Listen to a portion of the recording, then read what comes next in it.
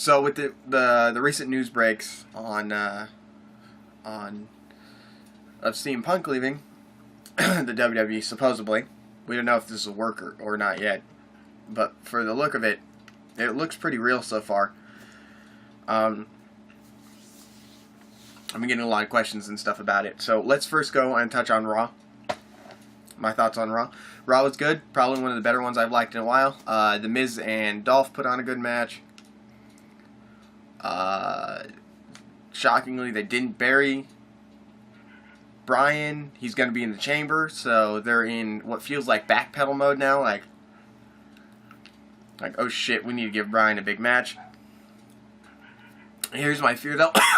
Excuse me, is that they're not setting up for Bryan to get the title. They're setting up for Bryan versus Triple H, and then of course Triple H is going to beat Daniel Bryan because Triple H can't look weak. And that's an issue we're going to be running into there. But other than that, yeah, I kind of didn't give her too. It was a good Raw. But it wasn't, everything we wanted. Batista and Randy Orton had a stare down, and that was boring. And then Brock Lesnar showed up, and that made it a little more interesting, which makes me think they're going to do a triple threat match at Mania with those three guys, and they're going to put the strap on Batista and then throw him into a feud with Daniel Bryan after that. But let's get to what it's really important, and what a lot of people have asked me are my thoughts on CM Punk leaving. Honestly, good for him.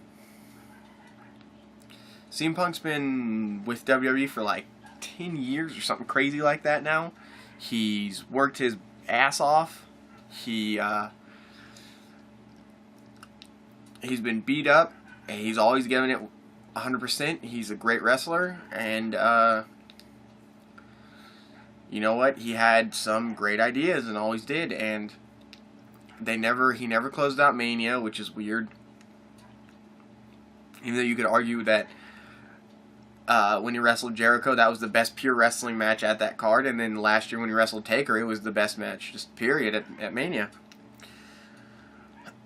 But now we're in this weird position where he's got 3 or 4 months left on his contract, and he's basically like, go fuck yourselves, I'm out. And do I think it's selfish? No. Honestly, I don't. I think he deserves it. If he doesn't want to come back, he doesn't need to come back. The smart play would be for fucking TNA to throw tons of money at him and be like, hey, maybe you should come, wrestle for us. But even if that doesn't happen, I mean, he's not broke. He has money. He probably has a lot of money. He's probably pretty smart with his money. He probably has quite a bit saved. So he's in an interesting position where he kind of can do whatever he wants for the rest of his life. Now, is this a work? Maybe. It doesn't seem like it, but it might be. And if it is, it's kind of a seen it before kind of situation, right? And not really what we're looking for. But it doesn't feel like it. He's been pretty Twitter silent for a while. And I don't think he was on Raw. So it's just one of those situations where, and I mean, he's talked about it for a while now that he's just thinking about retiring. And he probably could. He could probably go write comic books for Marvel or DC. He could probably go write Batman. Do some guest writing there. So, yeah, ultimately, my thought process on CM Punk leaving, I'm bummed if I don't get to see him wrestle again, or get that main event feud with him as the bad guy against Daniel Bryan. That would have been awesome. But at the same time, I think, you know what, good for him. Thanks for the years of wrestling, man. Thanks for the years of entertainment. That's honestly all I have to say about you. I've never met you, don't know if you're a dick or not, but always watched you on TV, and whenever I saw you on TV, you were fun, your promos were good, and you're always one of the best wrestlers out there. Thanks. Other than that, I don't really care. Wrestlers come and go. It happens. Whether they be huge stars or not. At least he's not still just trying to hold on to his glory days.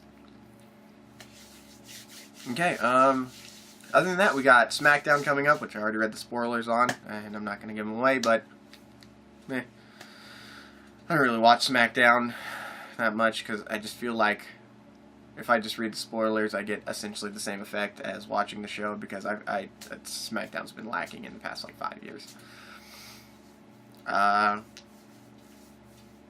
Remember to always check out NXT, and you know what?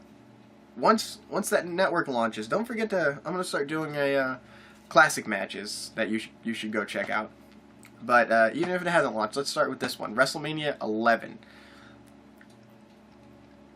I think it was 11. Piper versus Hart for the Intercontinental Championship. Probably one of the best pure wrestling matches Piper's ever been in. And, of course, Brett was awesome, like he always was. So check that one out. And, you know, guys, until next video. Peace.